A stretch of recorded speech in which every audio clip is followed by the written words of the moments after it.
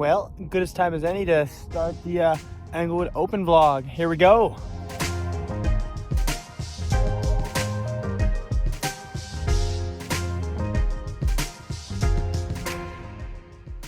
I'm out here on top of Mount Sentinel.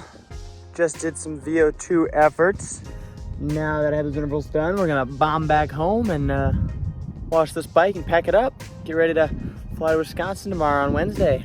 All right, bloggy vlog. It is Wednesday the 17th. Got some coffee from Black Coffee Co. here in Missoula.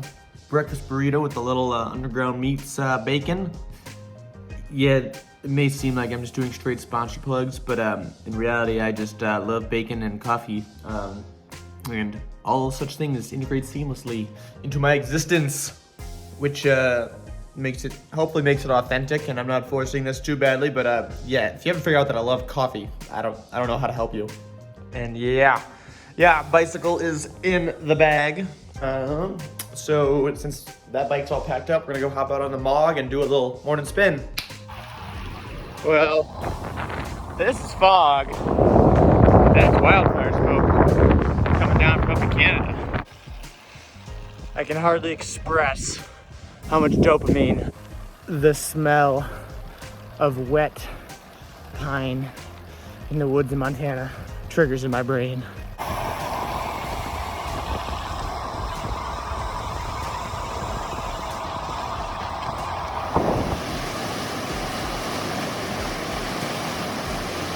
It appears one of my neighbors was changing their cush core and left a sealant ring on the ground. I wonder who that was. Definitely one of my neighbors, not me. Dialed and ready to go. Got 3 packages dropped off at Bike Flights. Now we're eating some lunch. This is, I don't know if you heard of Marry Me Chicken, but it's really good. And we're gonna make a little iced coffee for the road. It's not a great stream. My grind must not have been good. Good boy. What are you doing? Boop. Well, we made it to Wisconsin. Milo's frolicking. Yeah, I'm talking about you. Who's a good boy? And I am building up my bike. All right, she's back in one piece. Couple tech things. Aspen 2.25 is for this super fast rolling course. Fox 32 back on because it's ½ pound lighter and I don't need 120 mil for this one either. 36 tooth chainring. Could probably run a 38 in this, but don't really need it. I'm not gonna spin out. And of course, Industry 9 Ultralight 280 race wheels are back on and ready to rock. We're cruising for a lake loop and an arb loop. Gonna hit a couple of openers, spin for a bit, and yeah, get ready for short track. Just can't go wrong with a lake loop. We can't not go through the arb, you know? Has to be done. Race day, we got oats and eggs, Milo, and coffee, of course. We're gonna get this down the hatch and go for a little morning spin here. Just moving the legs for 25 minutes or so on the path here before we head on out to Englewood. Race short track at 3:30. Milo and I are making lunch. We got a little egg veggie rice bowl thing, except it's on a plate, so it's not really a bowl. But Milo is laying here amongst the scraps of his shredded box collection. Then we're gonna head on out to the farm. I have Tommy Agnew and Porter Melvin racing in the 15-16 short track at 1:30 today. So I'm gonna be there for that. To be clear, I coach both of them. So yeah, forward endurance, baby. Got the bike in the race Prius here, also known as my dad's car. We're gonna head on out to Englewood, about 40 minutes up there. Yeah, no big van on this trip. Had a couple people ask me. Yeah, 20-hour drive each way, which, yeah, just not gonna drive 40 hours when I could fly for like 8. Oh yeah, this is, well, eastern central Wisconsin. Everybody always underestimates Wisconsin, but like every state, depends on where you go. Every area has its own cool stuff, You want hillier terrain, you gotta go to the west of Madison. That's where road nets were for 2 years, you know? If you want the nice big forest, you gotta go to the Northwoods, you know? So, either way, we're gonna go race bikes real fast on some sweet trails that the Agnew's made. So, let's do it. Let's go, Tommy. Get up in the top there in this group. Let's go, let's go. Let's go, Porter. Keep on it, buddy. Keep on it. Yeah, good. Woo, good work, buddy.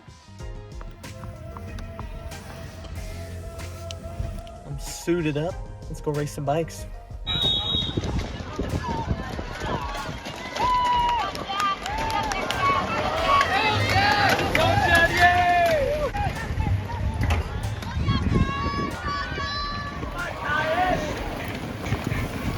Move up, Caleb, move up, move up, move up.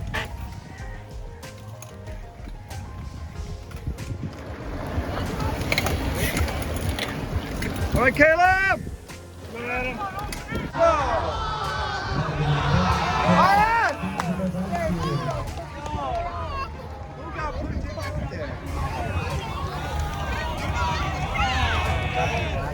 All right, Caleb.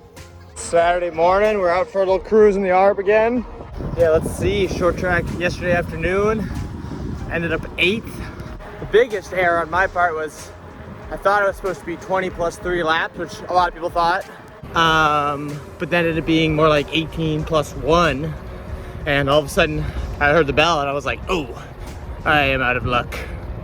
So yeah, going to the last lap, I was, 10th wheel, way out of position to be ready to go for the podium. But either way, I'm in charge of knowing how many laps I have left. And apparently I was not paying attention. Usually I don't start paying attention until we have 3 or 4 to go. But yeah, all of a sudden we had 1 to go, and yeah, I was not on the ball to be up there. And either way, I wasn't where I needed to be. I should have been 5th wheel, and I was 10th wheel. So 8th it is.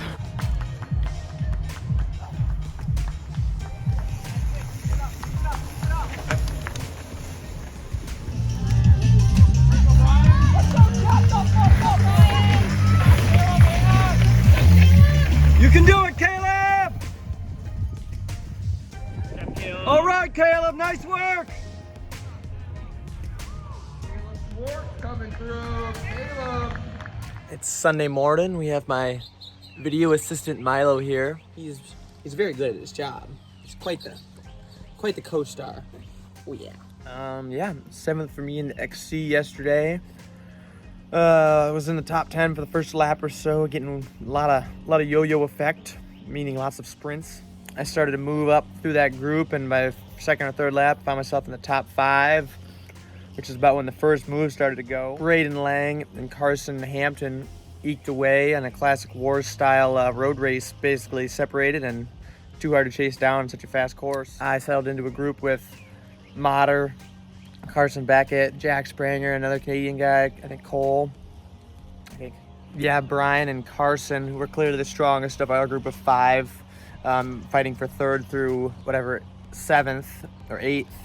So when those guys went to the front, it was pretty clear that I needed to be 3rd wheel, and I missed the boat and was with Jack and Cole sitting 5th wheel, which I didn't think was going to be a problem because we were right almost, just a couple bike lengths back. I thought we could get him on the straightaway, but then I think Cole laid it down in one of the tight sections, and then Jack and I were basically stuck chasing, and then we were 10 seconds off. And yeah, just like a road race, once you're out of the group, the speed's just so high.